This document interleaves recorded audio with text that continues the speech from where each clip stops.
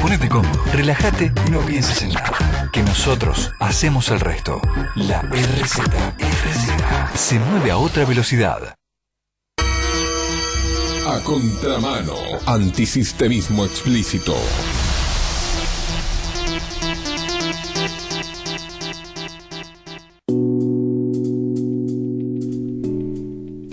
Buenas tardes, aquí estamos una vez más haciendo A Contramano, nuestro programa antisistema, porque lo nuestro es el antisistemismo.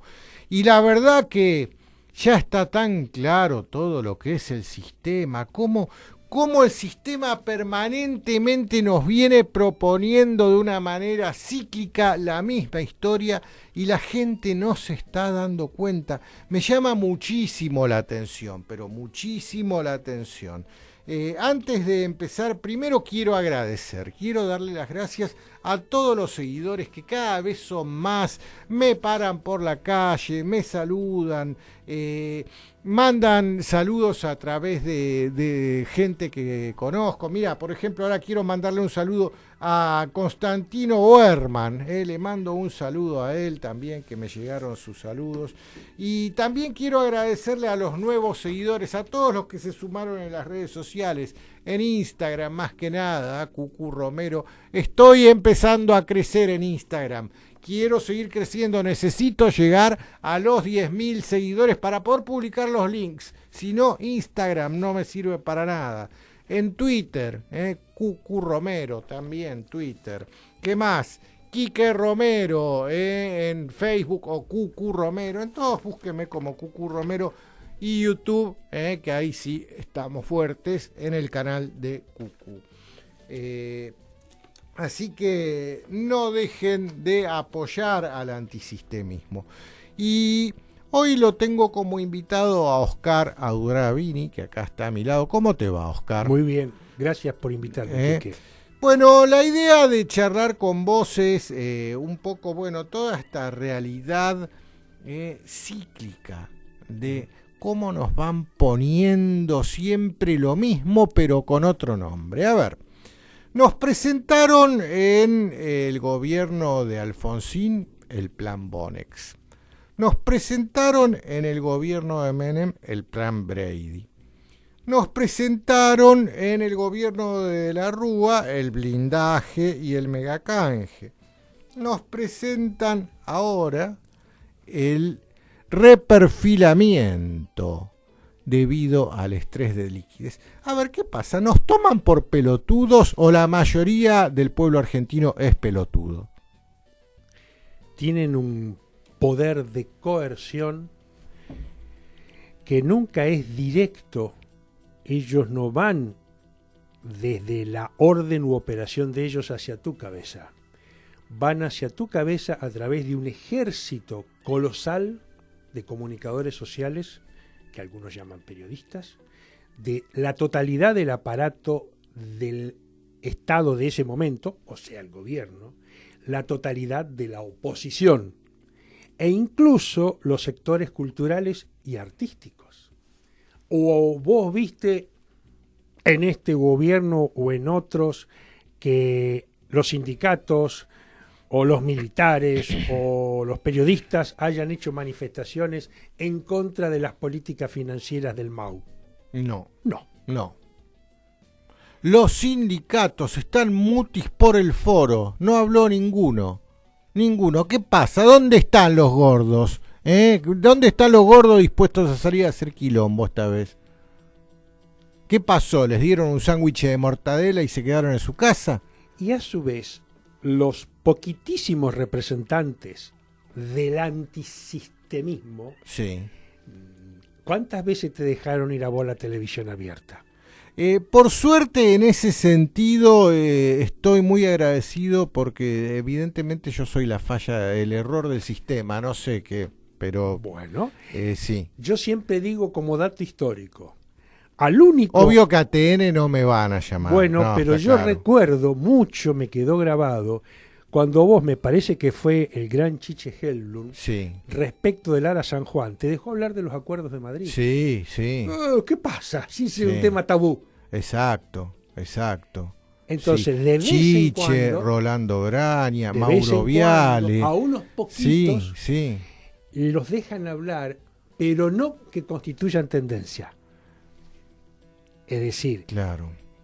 me acuerdo lo que hacían con Juan Gabriel Lavaqué, incluso en el programa de Silvestre. Ujú. Lo dejaron ir muchas veces, pero siempre terminaba a hablar Juan Gabriel y le largaban los perros o los lobos. Sí.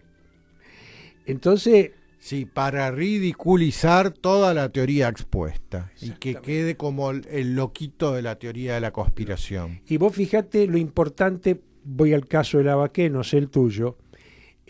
Lavaqué hizo un aporte enorme al gobierno anterior. Sí. Y el gobierno anterior, lo voy a hacer lo más respetuoso posible, casi no le dio lugar. No. A alguien que estaba jugándose a defenderlos en un tema de los más escabrosos. El acuerdo con Irán. Y el Exactamente. atentado a Amia. Sí. Entonces, el sistema tiene dos caras, o digamos, tiene una cara oficialista, llamémosle de derecha, y tiene otra cara oficialista progre, o hasta incluso peronista. Pero si vos lo mirás en los temas nacionales, se comportan de manera muy parecida. Entonces, si vos estudias bien qué te permiten debatir ellos y qué no te permiten debatir, y te lo dejan decir de vez en cuando, vas a observar las leyes que los rigen a ellos. Ujú. Que los rigen a ellos. Sí. Vos fíjate, quiero leerte para ir entendiendo lo que hay adentro de la cabeza de la gente, ¿no? Porque o hay un equipo de gente con mentes muy perversas y muy veloces, veloces y perversas, que logran convencer a la gente de todo esto, o la gente está terriblemente dormida o traumatizada. Clarín de hoy publicaba, y quiero aclarar, a ver, Oscar Augravini, aparte de ser un gran analista geopolítico, aparte de ser un investigador especialista en atentados de falsa bandera, es un psiquiatra. Así es. Que quede claro eso. Acá hoy lo tenemos al psiquiatra. Clarín titulaba: Argentinos al diván se preguntan, trauma tipo 2, el síndrome psicológico en medio de las crisis económicas recurrentes, la inestabilidad de la economía argentina, el criollo hábito de culpar al otro y el sinsabor del eterno retorno en las miradas de un experto en psicología y un biólogo famoso. Bueno, y acá te cuentan las opiniones de estos dos expertos, ¿no? Pero ¿qué hay en la cabeza de la gente? ¿Cómo hoy está viviendo la gente esto que vos ayer titulabas en una cadena de WhatsApp, el síndrome del lunes negro? Sí. Mira, hay bastantes estudios en psiquiatría, en psicología, en psicoanálisis, sobre cómo funciona lo que podríamos llamar el trauma sociopolítico. Sí. Entonces, estos colegas en Clarín distinguen básicamente dos. El trauma brutal agudísimo, en el Corralito, por ejemplo, vos a lo mejor eras una pareja de jubilados que tenía todos sus ahorros, que eran $25.000, ahorrados durante toda una vida, y que los tenías destinados para regalárselo a tu nieto. Y de un día para otro te los fuman. Sí. Es el trauma brutal agudo que puede despatarrar al más pintado. Y luego ellos distinguen el trauma más crónico, que es el tipo al cual no te despatarran, pero te van quebrando todos los días, de muchas maneras. Vos no sabés si tenés un pequeño negocio, si el mes que viene podés darle de comer a tu familia.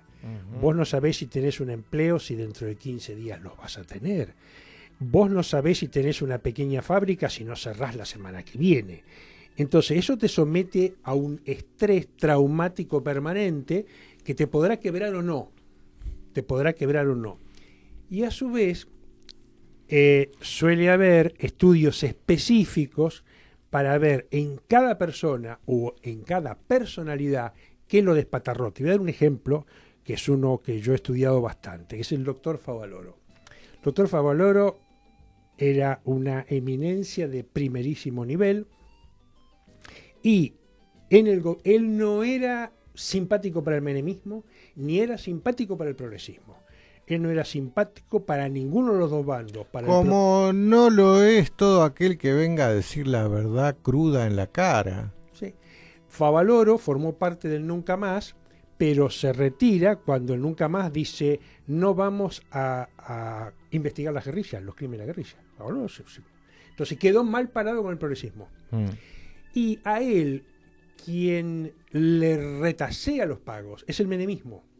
Estaba Rodríguez Larreta en el PAM y demás, pero es el gobierno de Menem, porque él había sido crítico con el gobierno de Menem. Sí. Sube un nuevo gobierno y él tiene dos amigos personales, el dueño del Diario de la Nación y el presidente de la Nación. Es amigo personal de la Rúa. Sí. Entonces, la piña a Favaloro lo agarra cuando él ya ha recibido 70 piñas. Está en muy mala situación económica. Entonces viene del periodo anterior en pésima situación económica. Y él se ilusiona, a pesar de ser un hombre racional, porque dice, los anteriores son los malos. Tengo dos amigos, uno en la Nación y otro en el gobierno.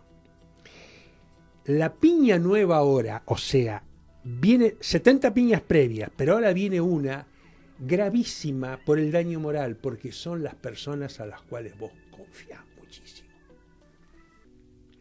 Y en el medio de eso, el doctor Favaloro, que era un ser humano como cualquiera, él había enviudado 2 o 3 años antes, no tenía hijos, y se pone de novio, es decir, rearma su vida con una mujer más joven, su secretaria, con la cual puede llegar a tener hijos, te digo porque todo esto lo hablábamos con él. Sí. Entonces, el día ese, el día fatídico, es un día donde le dice él a su novia, te doy la llave de casa, mudate el sábado, y el sábado a la noche hacemos una fiesta para comunicarle a los íntimos que hemos armado una pareja oficial. Y cuando entra la mujer, él se pega un tiro. En el caso de Favaloro yo creo que se puede ver todo lo previo, de qué manera venía el daño enorme que para él significó, perdóname la expresión, una traición canalla desde la Rúa, el del Diario de la Nación. Dios sabe qué fisura significaba para él rearmar su vida y la posibilidad de tener hijos. Y la espantosa soledad en la cual él estaba. Porque él era un maestro de alto nivel, mucho más grande que yo en edad y en experiencia. Yo era el psiquiatra, era el cardiólogo. Pero en realidad quien me ayudaba con mi angustia era él.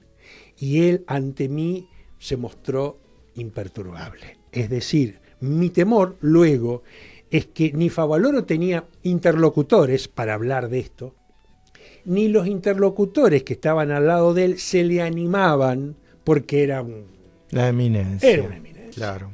Entonces, en el ejemplo de Favaloro tenés el combo, y por ahí en la persona común también hay combos para saber por qué cuando le roban el dinero en el corralito a 7.000, por qué se mueren de un infarto 500 y se matan 800. Entonces, el trauma es específico. Viene de afuera y es democrático para casi todos, pero una vez que te pega adentro, son las respuestas tuyas, de tu entorno, de tus afectos, los que pueden llevarte para el lado de la salvación o para el lado del cadalso.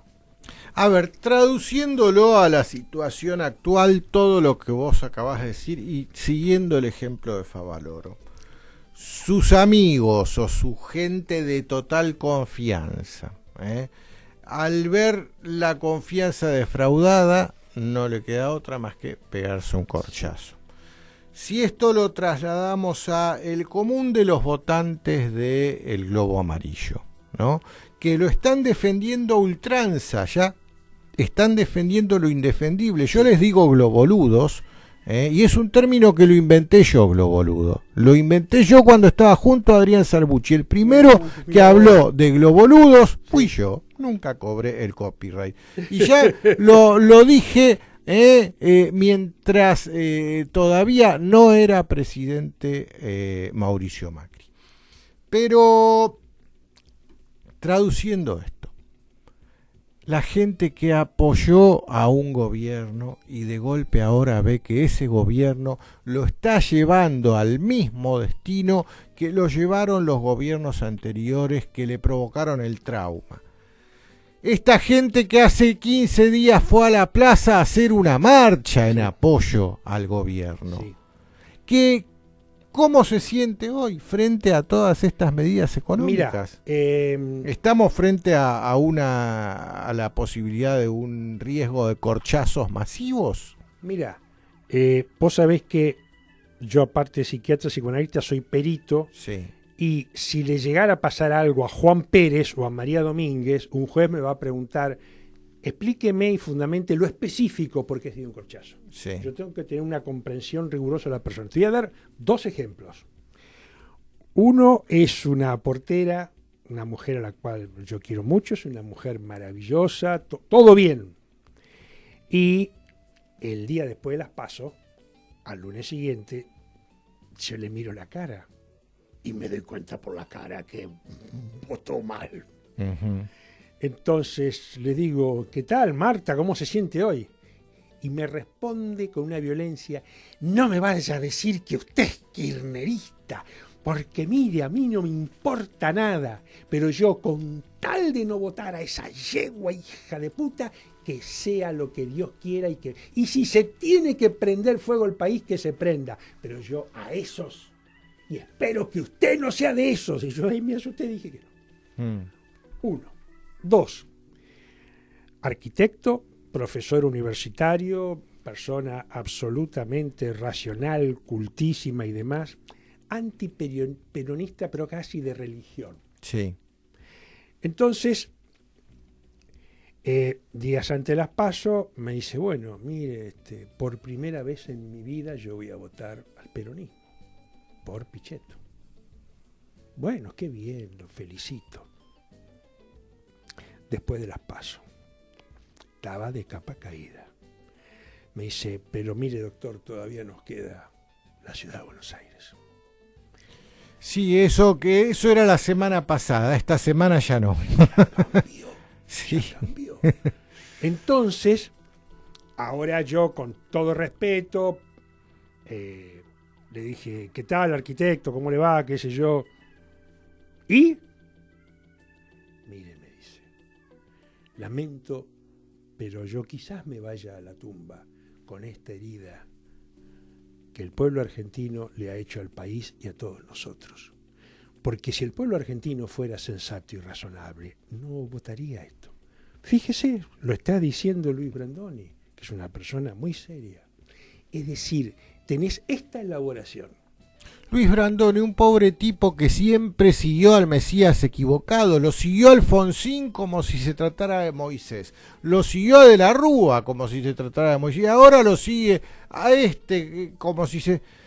Pobre, tagaga, pobrecito, ¿no? Me da pena Luis Brandoni, su video sí, convocando a la marcha esa, bueno, me dio mucha pena ese señor. Entonces, yo en general no voy a la sociología de la sociología, sino que voy de ejemplos específicos y hago alguna proyección, me puedo equivocar. Taxistas, tengo muchos amigos taxistas, la mayoría del PRO. Uh-huh. Entonces, bueno, conversamos en términos los más afectuosos posibles y algunos me dijeron, bueno, mire, usted quiero que me entienda, nosotros somos un gremio, somos una corporación. Yo voy a votar a Alberto, pero le voy a mentir y a todos mis colegas les voy a decir que vuelvo a votarlo a Macri. ¿Por qué? Porque me generaría un nivel de violencia y es mi mundo. Es el lugar donde yo tomo café todos los mediodías, cenamos juntos a la noche. Hace mucho que somos un grupo. Me sorprendés con esto que me contás de taxistas apoyando...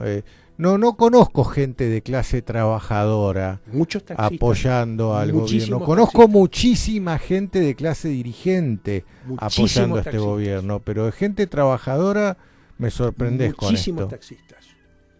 Te voy a decir otra cosa, yendo a quien educa a los taxistas. Vos tomás un taxi a la mañana y fíjate qué radio está escuchando. Sí, Mitre. Sí. Es verdad. Por eso ahora a mí me permite un diálogo muy bueno con ellos, pues ellos son todos cultores de Eduardo Feynman. Entonces yo le dije, mire, la verdad, yo estoy muy sorprendido porque Eduardo Feynman es muy consecuente con lo que está diciendo. Y yo hice una encuesta antes de las PASO. Y hice una encuesta con mucha gente de provincia. Y ahí vino un error mío. Yo evalué desesperanza, zozobra, angustia, depresión. No evalué furia. Y Eduardo Feynman, creo que fue una semana antes de las PASO, en un debate con Majul, él dice, gana Kicillof en provincia y gana ampliamente. Majul le dice, no, es una opinión. Feynman le dice, no es una opinión, es un dato objetivo. Dicho de otra manera, los que mandan, en este caso Feynman y sus patrones, creo que sabían desde hace algún tiempo el resultado verdadero de la elección. O sea que a mí me parece que había encuestas serias. Pero no las divulgaban. No las divulgaban. Sí, sí. Ahora, a mí me sorprendió, creo que Feynman lo dijo una semana antes, con Majul. Yo dije, ¿qué pasó? ¿Qué pasó con Feynman? Pero Feynman es un empleado calificado, o sea, el patrón le dijo a Feynman. O Feynman pidió permiso a su patrón, no lo sé. Entonces, acá hay gente que tiene niveles de información serio y bueno. Ahí está, mira, la diferencia a la hora de hablar de la gente, ¿no? De hablar en una mesa de café, de hablar en una charla desde el asiento de atrás del taxi, o de hablar frente a un micrófono o frente a una cámara. La gente no diferencia entre lo que sabe y lo que cree. Por supuesto. Lo que se sabe en base a datos objetivos, a la cruda observación de la realidad tal cual es. Por supuesto. Y eso es la información. Lo que se cree es la interpretación que uno hace de esa información luego de hacerla circular por su aparato emocional. Y que en la mayoría de los casos se descarta el 90% porque provoca emociones negativas y la gente evita las emociones negativas y potencia las emociones positivas y solo quedan, luego de pasar por todo el filtro del aparato emocional, aquello que le provocó emoción positiva, y lo que le provocó emoción negativa fue evacuado a la hora de ir al baño, si querés. Y a la hora de hablar, la gente no habla acerca de lo que sabe, sino que termina hablando acerca de lo que cree. Lo que se sabe es información, lo que se cree es opinión. Entonces la gente opina. Yo opino que mi opinión es tal. Y no, yo no opino, yo no hablo de lo que opino, yo hablo de lo que sé. Eso me lo enseñaron mis maestros, y más que nada cuando estoy frente a una cámara, frente a un micrófono, a hablar acerca de lo que sé, no de lo que opino. Mi opinión es intrascendente lo que yo opine. ¿Por qué? Porque mi aparato emocional también está como el de cualquier ser humano. Bueno, en algún sentido tal vez lo tendré más o menos entrenado que otros seres humanos el aparato emocional, pero igual funciona de la misma manera, me impide ver la realidad tal cual es. En cambio, viendo la realidad tal cual es, a la hora de hablar, uno habla de lo que sabe. Sí. Y lo que se sabe es información. Tal vez en aquel momento, como vos lo describís, Feynman tuvo un lúcido momento de transmisión de la información, dejando de lado su opinión. Feynman, yo personalmente lo percibo como una persona que lo único que hace es opinar frente a la cámara, no transmitir información, opinar, como casi todos, y especialmente los que están en estos medios que defienden al gobierno. Entonces es la opinión de la gente. Entonces todo este andamiaje que sostiene a este actual gobierno es un andamiaje construido en base a opiniones. Sí. Y se está derrumbando como un castillo de naipe. Y es interesante seguir los cambios de las personas. Tomemos uno de una persona muy famosa, ¿Quién? la dama de los almuerzos famoso. Bien, mirá qué dato interesante, sí. Entonces, Mirta tuvo una coherencia. Hasta me da lástima tener que criticarla por el respeto que le tengo por una cuestión de edad, si querés. Bueno, ¿Eh? Es Pero- mujer y tiene edad. Pero Entonces, hay que criticarla igual por la responsabilidad que tiene como formadora de opinión supuesto. frente a una cámara. entonces, ella tenía una coherencia imperturbable de acero Sí, hasta, no sé, hasta hace una semana. sí. Hace una semana, una Mirta visceral, con toda la autoridad que ella tiene, con toda ella dice, yo creí que era un ganador, el presidente, y es un es un fracasado. Lo dijo con una enorme vehemencia, generó un impacto terrible, 3 días después dio un poco de marcha atrás. No, yo igual sigo apoyando este gobierno. Es decir, las dos son Mirtas. Esa Mirta coherente de acero es Mirta. Esa Mirta que un día te tiró un misilazo con todo es Mirta. Y la Mirta que recula es Mirta. Entonces, ahí vos ves en un comunicador social de mucho prestigio los vaivenes, los retrocesos. A veces en las personas comunes también pasa esto. Hay muchísima gente que votó a Macri creyendo que ganaba. Que en provincia votaron a Vidal creyendo que ganaba. Y ahora dicen, uy, a mí me vendieron el buzón de que había un éxito muy posible. ¿Me engañaron también en esto? ¿Me están tomando por tarado? Bueno, y entonces, esa persona de la que vos estás hablando, la persona a la que estás describiendo, en este momento, a esta hora, a ver, hoy es martes 3 de septiembre del 2019, siendo las 13:34. Esa persona en este momento está en su banco haciendo la cola para ver si logra sacar sus dólares Así es. ante el inminente y muy altamente probable temor de que esos dólares desaparezcan. Sí.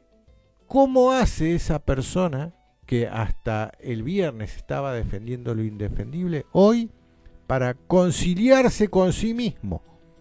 Porque si estás apoyando a este gobierno no deberías estar en la cola del banco para recuperar tus dólares, porque tenés plena confianza en este gobierno y que es lo mismo que estar en el Titanic, pero seguís sentado en la mesa pidiéndole al mozo que siga trayendo más champán, Sí. porque acá está todo bien. Sí. Bueno, mi observación, yo sigo todo el tiempo los procesos de mucha gente. Hay gente cambiando todos los días. Dicho de otra manera, perdonadme que es una figura, la figura del cornudo.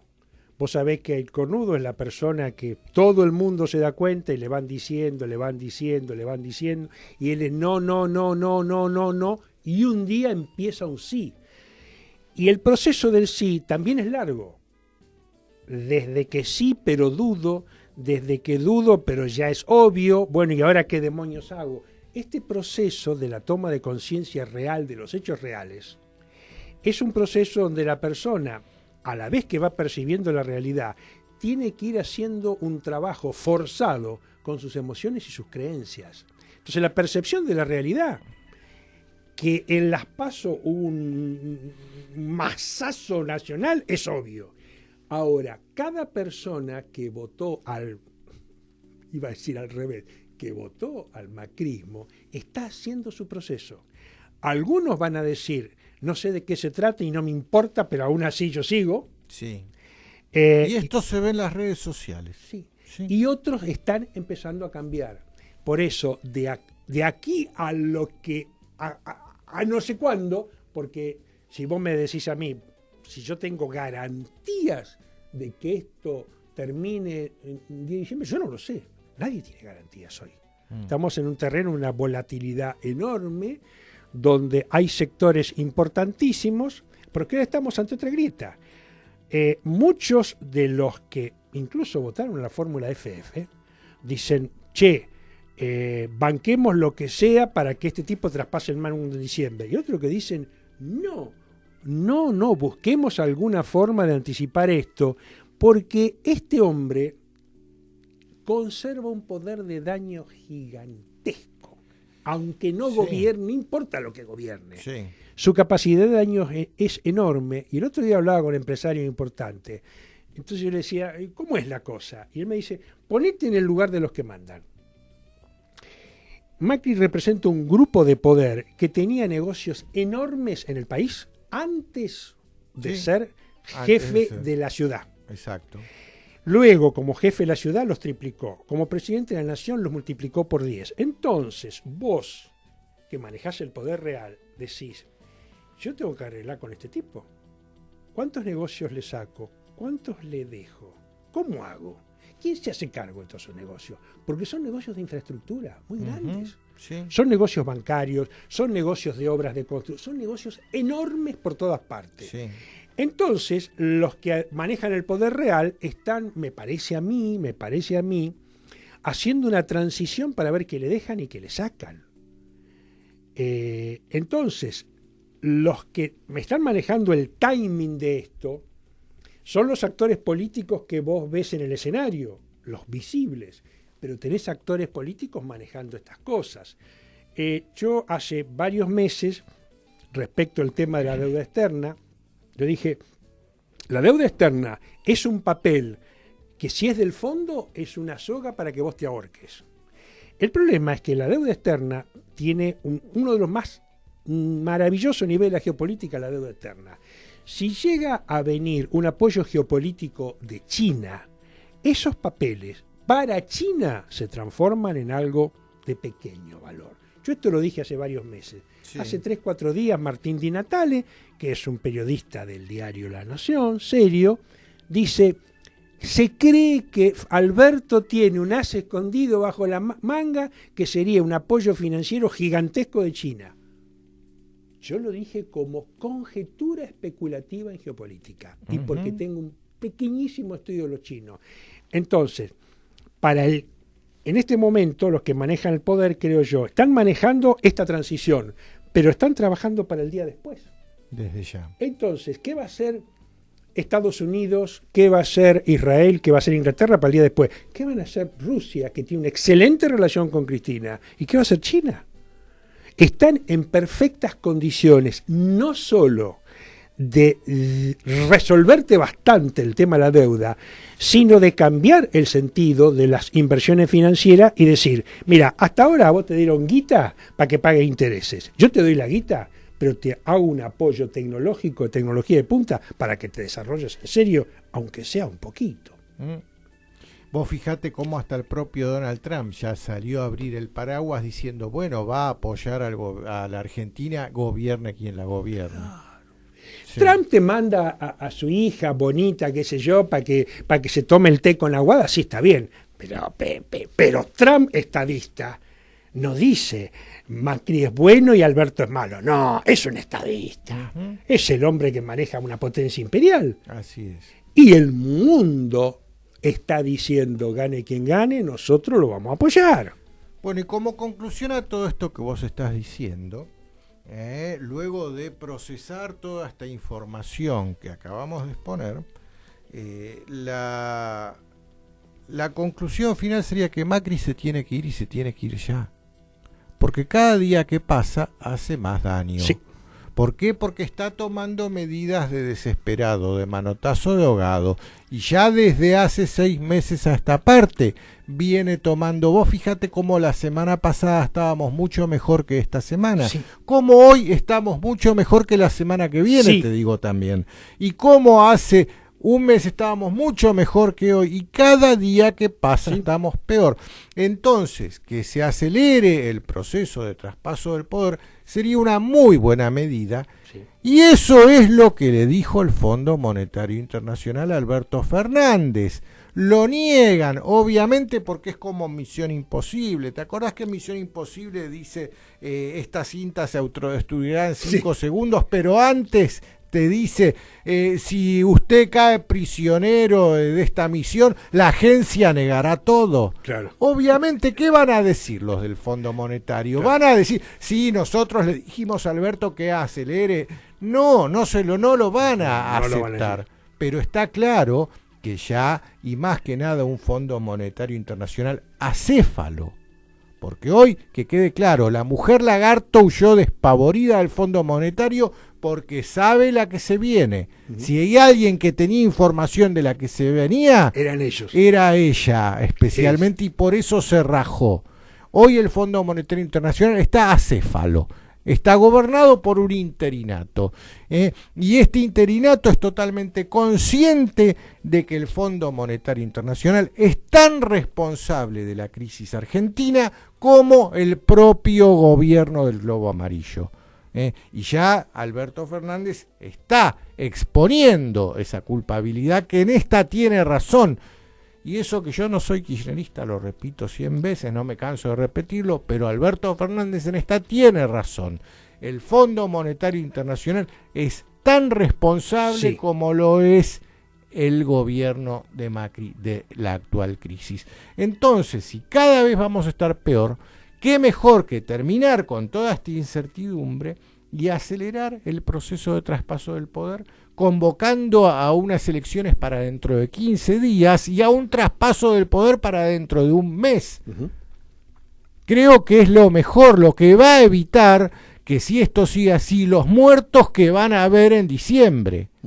Porque esto termina como terminó en el 2001, y esta vez los muertos van a ser mucho más. No van a ser como fueron, que fueron 20, 19, 20, ¿cuántos fueron? Pero bueno, fueron un montón en realidad, pero la cifra no superaba la veintena.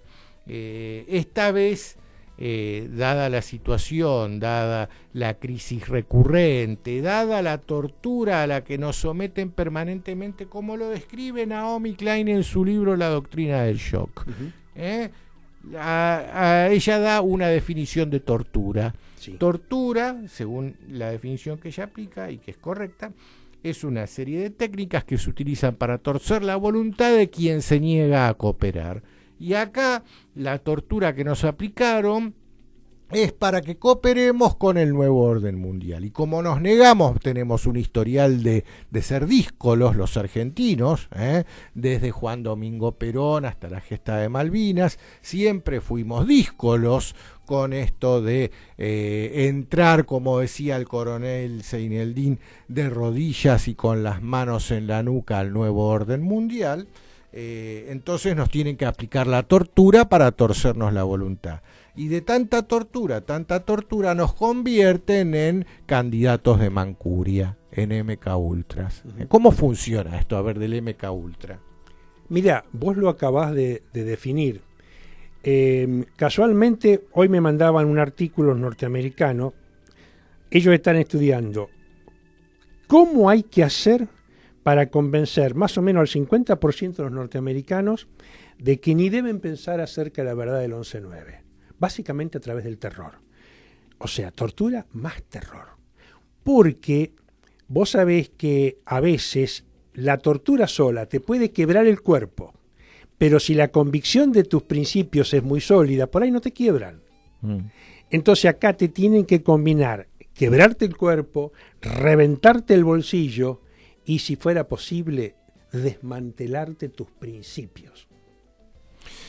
Bueno, hablando de tortura y de crisis recurrente y permanente déjà vu que vivimos acá en la Argentina a través de estas crisis que siempre tienen el mismo origen, lo tenemos del otro lado de la línea a Héctor Giuliano, que nos va a explicar cuál es la crisis, cuál es su origen y cómo termina la crisis. ¿Cómo te va, Héctor?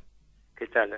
Buen día o buenas tardes, Enrique, te agradezco la llamada. Y ahora acá lo tengo a mi lado, Oscar Aguravini. Dale muchos saludos, hace tiempo no nos vemos. Saludos. Igualmente. Mira, primero, no crees demasiada expectativa, porque no creas que yo o cualquiera puede dar explicación de lo que está pasando en la Argentina hoy, ¿no? Lo que sí es cierto que hay un encuadramiento peligrosísimo y que estas cosas las venimos hablando, yo las vengo diciendo hace tiempo, y sobre todo cómo se han venido acelerando.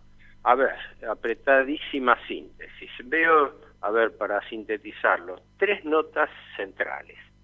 La primera y principal, el gobierno Macri ha tenido que blanquear el default. El default es un poco como la virginidad, se pierde o no se pierde, después se puede discutir las circunstancias y todo, no porque defaulteamos solamente la deuda a corto plazo, las letras, etcétera, pero el default tiene una doble implicancia. Primero, financieramente desnuda que el país no puede cumplir con sus obligaciones. Con una importante aclaración, que las obligaciones que no pueden cumplir, casi todas, son obligaciones contraídas por este gobierno, a corto plazo y con todo el festival de letras de tesorería impagables que el gobierno Macri estuvo colocando desde el momento mismo que asumió. O sea, a Macri, afortunadamente, dentro de la desgracia, le está explotando la bomba antes de que se la pueda pasar al nuevo gobierno. Eso es el primer punto. El segundo punto es que yo tengo ciertas dudas sobre quién está en default primero y más grave en la Argentina. Porque para mí el primero que está en default no es el Tesoro Nacional, sino es el Banco Central. Porque acá la sangría financiera, el saqueo financiero que se está produciendo en la Argentina, es primero y principal por vía del Banco Central. Por ende yo tengo una desconfianza muy grande de esto de mandar adelante las letras del Tesoro, que sí constituyen un estrangulamiento financiero bastante delicado, pero que a mi juicio no son lo más grave. Lo más grave es la bomba de las LELIQ y los pases pasivos que tiene el Banco Central. A ver, el Banco Central tiene una deuda, tiene pasivos remunerados por unos 87.000, el equivalente de unos 87.000 millones de dólares. Sí. Y todo eso se está aguantando día a día, con vencimientos de LELIQ y pases pasivos superiores a los 300.000 millones de pesos, y por los cuales el Banco Central renueva diariamente pagando tasas récord increíbles en el mundo de 85% anual.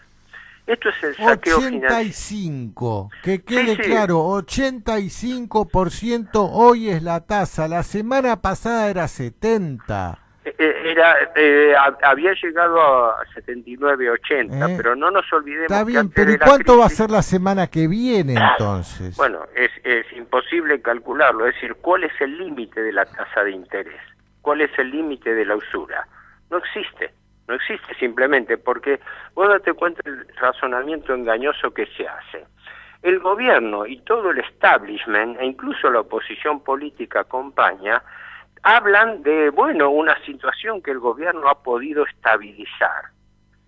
¿Qué quiere decir estabilizar? Que el dólar, que valía 44 pesos antes de las PASO del 11 de agosto, pasó a valer 60. O sea, hubo una macro devaluación de por medio. Ahora todos dicen que está en un valor razonable, que ahora bajó a 58, etcétera, pero no habla de recién porque ya aparece un dólar blue 63,50. Es claro, a eso iba a llegar, pero ¿por qué?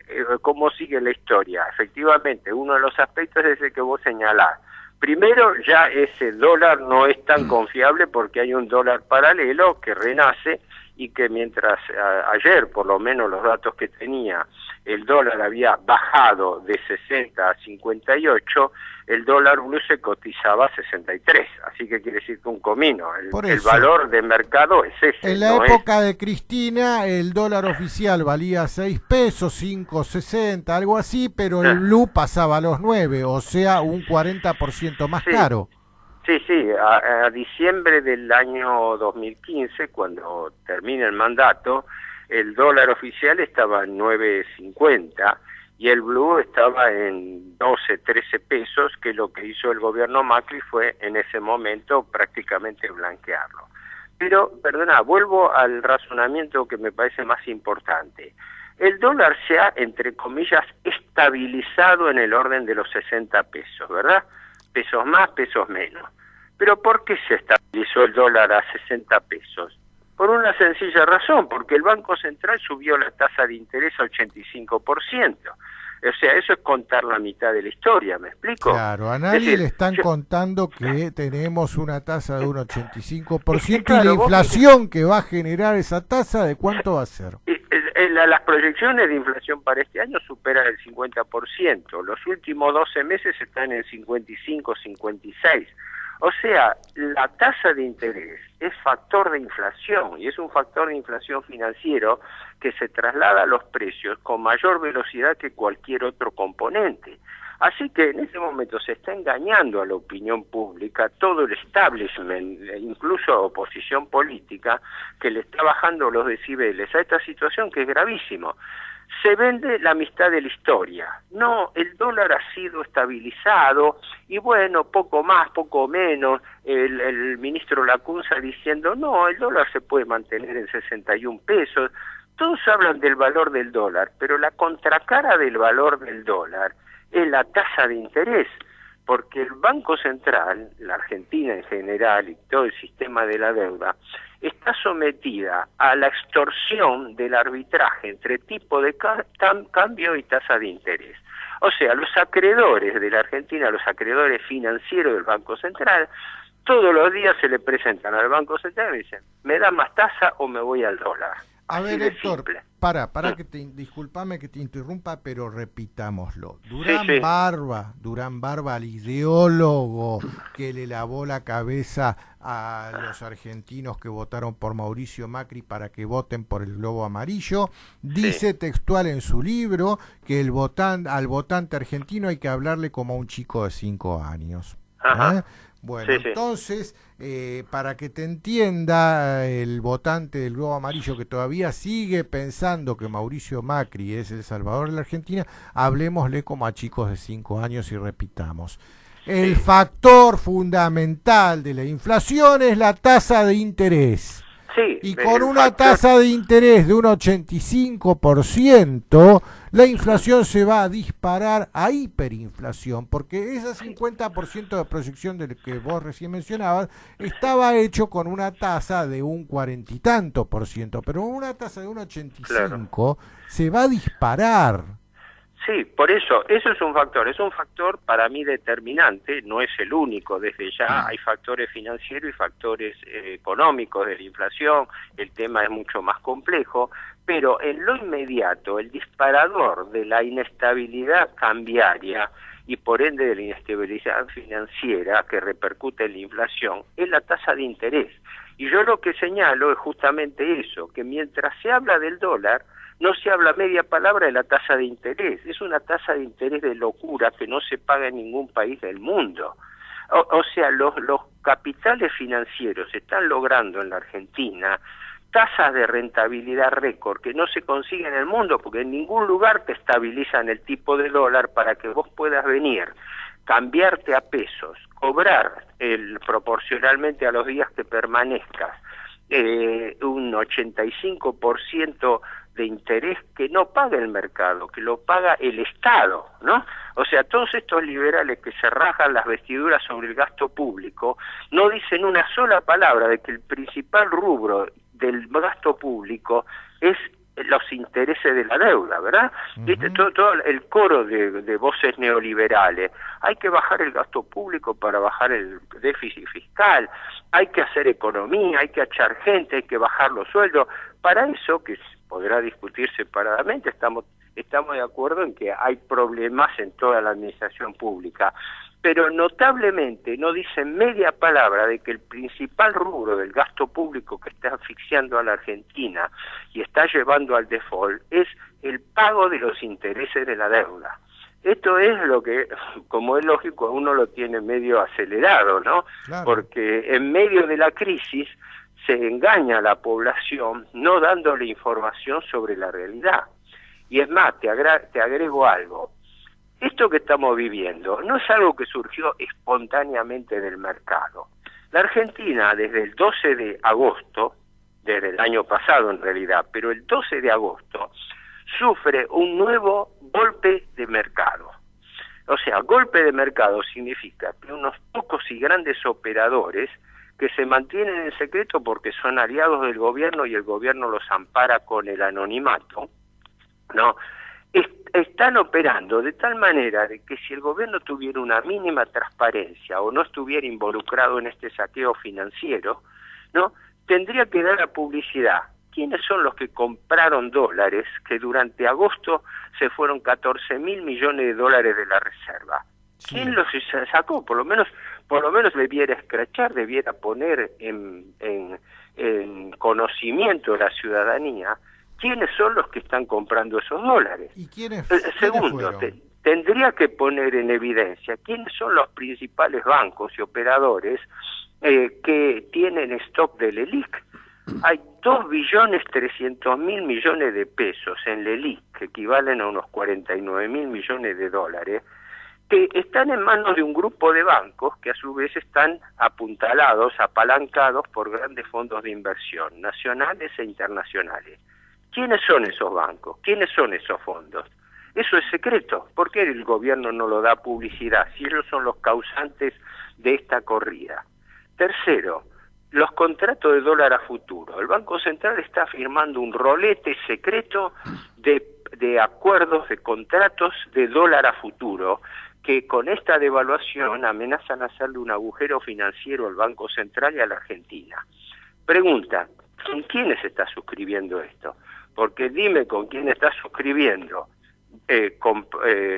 contratos riesgosos o impagables y yo te diré con quién estás asociado. Claro. Esto es un saqueo financiero organizado. Yo, uno de mis trabajos recientes lo titulé deliberadamente Ingeniería Financiera del Saqueo Macri, porque esto no es un proceso espontáneo, ¿no? Sí. Muchas veces se especula con la imagen de que los mercados entran en pánico, que los capitales son...